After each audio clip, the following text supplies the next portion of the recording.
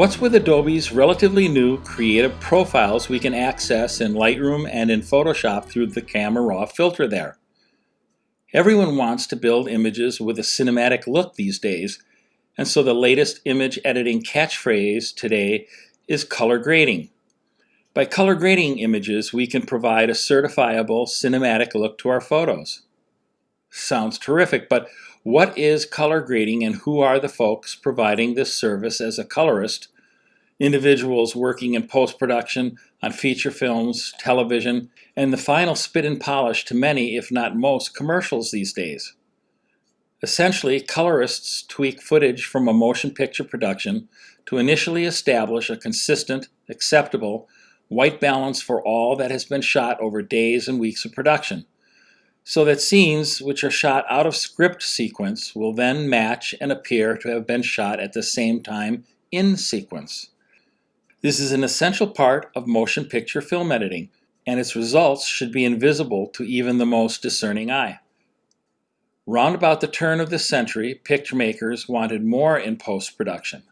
They began to desire an overall look for their projects.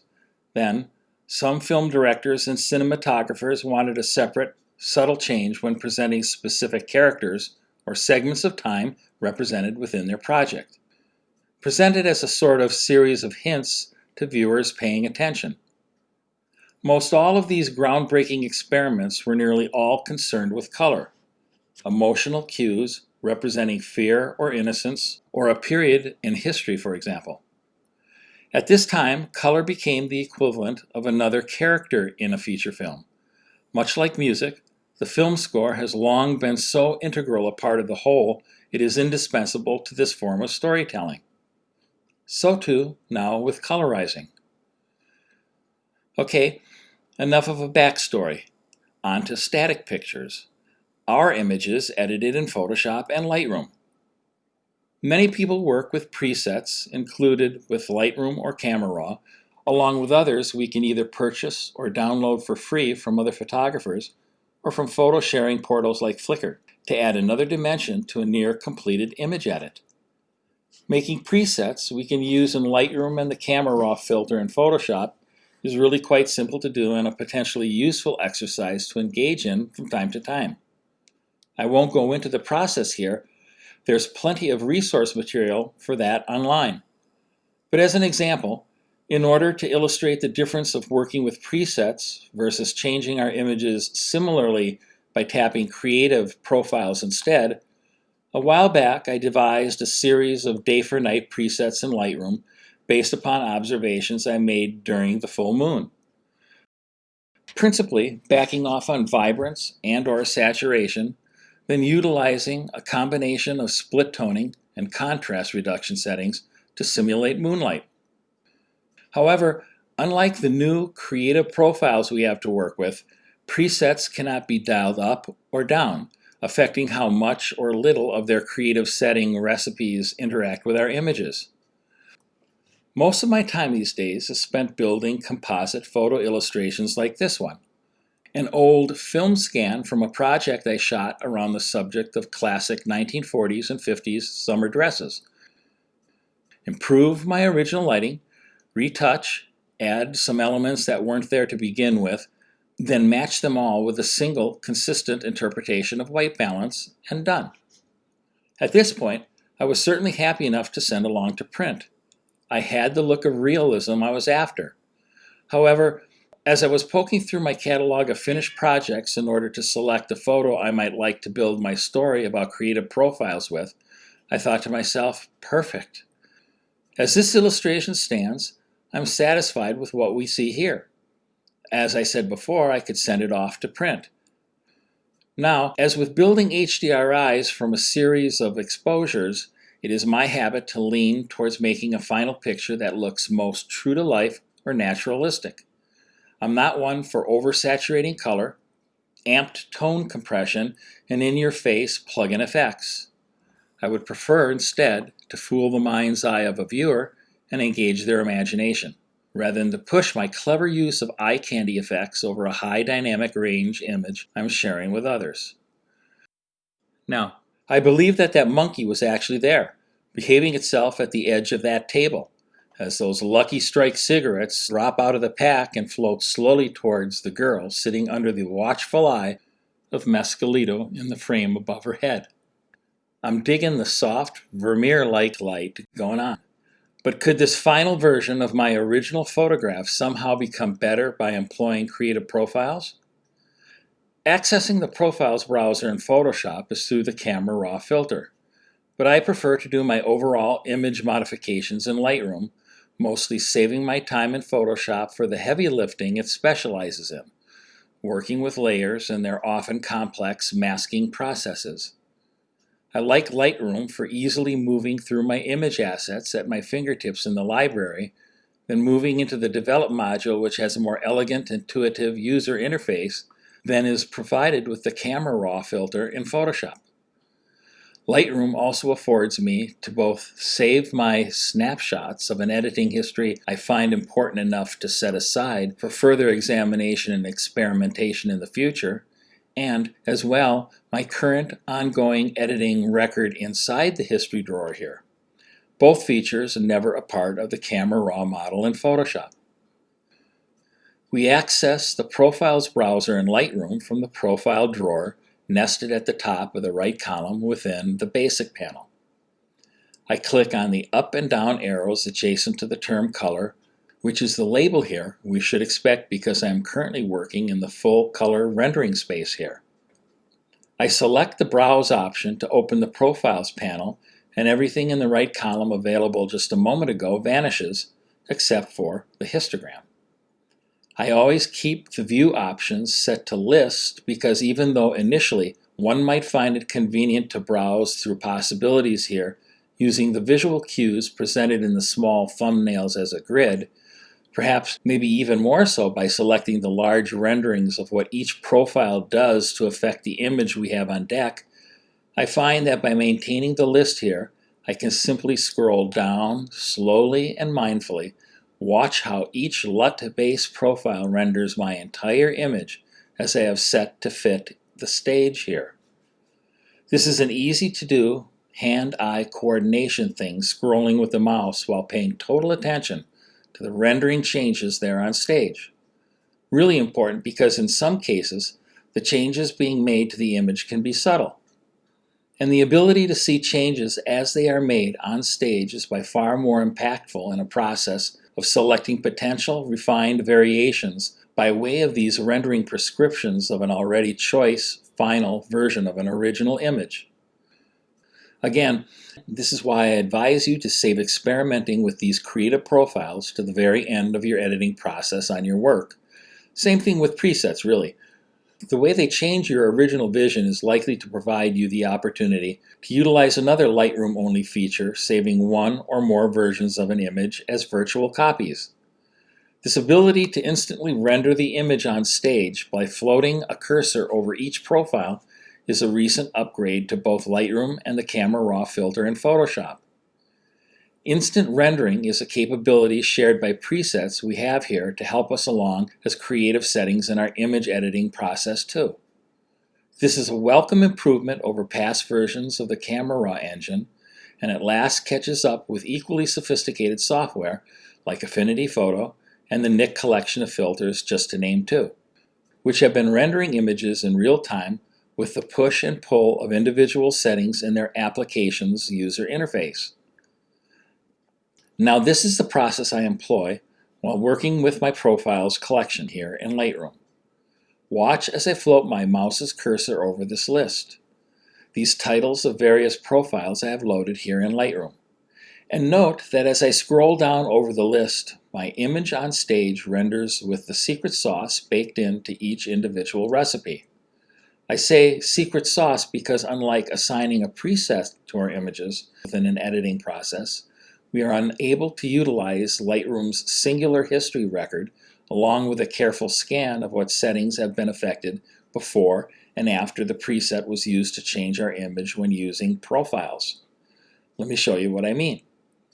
First, let me direct your attention to the Develop settings currently affecting this image I imported to Lightroom after completing my composite build in layers with Photoshop. There are none. Nothing registers here, though there's an obvious difference in the photo's overall look between its original Lightroom processing from my original scan to become my prepped background plate of sorts I then exported to Photoshop to complete my illustration. Obviously, the white balance has changed. There's been a noticeable desaturation overall. Exposure, contrast, blacks, highlights, shadows, some additional sharpening to make this high ISO film grain become more obvious. The original Summer Dresses photo was shot on film. It's not a digital capture. All these image improvements, along with substantial retouching and added illustration elements, were conducted in Photoshop. So right now, we are looking at, in effect, a virgin file import in Lightroom. Now I'm going to choose a preset that has a lot going on in generating its look atop any photo one might select it for. Looking through the develop settings now, we can see this preset affects vibrance, saturation, amps up hue, saturation, and color luminance, as well as adding split toning in a colorizing effect atop its HSL adjustments. And then it employs a substantial smoothing process by way of the luminance noise reduction slider within the detail panel below. Now, because presets direct Lightroom or Camera Raw to make these adjustments in this manner, actually moving adjustment sliders in a process we can see, we can always return to, back off, remove, or reassign how each slider has been modified and affects our image after the preset has been engaged. We can change each individual element that is a part of what makes every preset unique unto itself. See? Not so with profiles. I will clear this pile up from my history and show you what effect assigning a creative profile does by comparison. I'll choose here the very first profile out of Adobe's artistic collection. Note the substantial purple shift in overall color. That's pretty much it within this creative profile. Simply a color overlay. However, when we look over to the adjustment sliders again, nothing has changed here. Nowhere we might expect to see some sort of manifestation, this noticeable change in my illustration's original color quality. Nowhere inside the HSL panel. No movement whatsoever in another potential suspect, split toning either. What we can do, however, is to either increase or decrease the profile's effect in its entirety by using the amount slider that is part of its user interface. In our history, you can see I applied the profile, and we can see a record of our having increased or decreased the intensity of the profile on our image. But when we look over to the develop settings, we see no changes in any panel whatsoever. Yet what we can do after applying a creative profile on an image we are working on is still consequential. Let me show you my editing snapshots for this photo illustration. Earlier, I ran through 125 creative profiles I have available in both Lightroom and Camera Raw by way of the Adobe collection and a series I purchased online from a developer by scrolling over their titles here in the profile browser. I found only 5 that gave my work something worthy of the additional time required in order to finesse their LUT-generated effect. Wait, only 5? But please understand that creative profiles, like presets and creative filters, many choose to slap onto photographs in order to make an otherwise ordinary image somehow become extraordinary. These all require additional thoughtful work. Adjustments in order for each image they are used on to fully realize their potential. There simply is no one-touch solution for everything. Every image transforming effect requires at least some level of reining back what it does. Some sort of tweak in order to make those changes to our work worthy of consideration. Perhaps even saved as a virtual copy of our original finished version. You can see here my choice of Adobe's Artistic 5 profile necessitated a contrast adjustment. When I selected the Black and White 10 profile from among 15 different black and white variations here, I decided to slightly adjust the tone curve and contrast, then reduce clarity in order to make this monotone variation a bit more dreamlike. I added more sharpening than my original finished color version requires and applied a sort of sepia split toning effect over the changes I made to Adobe's original black and white profile. With Adobe's Modern 3 profile, saved as Snapshot 7 here, I first made a subtle change to its apparent increase of contrast, along with this interesting sepia toning as an overall colorizer, by slightly pulling down highlight values within the tone curve. Then, thinking that this profile, Photoshop, I purchased from a developer was just a bit much initially, yet worthy of consideration, this time I decided to pull back on the profile's overall effect using the amount slider here inside the collapsed profile browser situated at the top of the basic panel. And just a quick aside here, as I mentioned the collapsed profile browser. It is my habit when reviewing these profiles available for me to consider as a final creative variation after running through the lot. Then I close the browser, go back into my history panel, count up how many profiles I have applied. Right-click on the first profile named at the top of my history stack to generate the option pop-up associated with this panel and select Create Snapshot. Then I use that final number of all the profiles I used, enter that number, and a left-facing bracket as is my habit for listing and organizing my important history events as snapshots, and then press Enter or Return to generate this as a snapshot. I drop down to the next history entry Lightroom has recorded and do the same. Only this time the number I lead with in this snapshot title is 1 digit less than the previous one used, and then on through the entire list of profiles I selected in my earlier review process.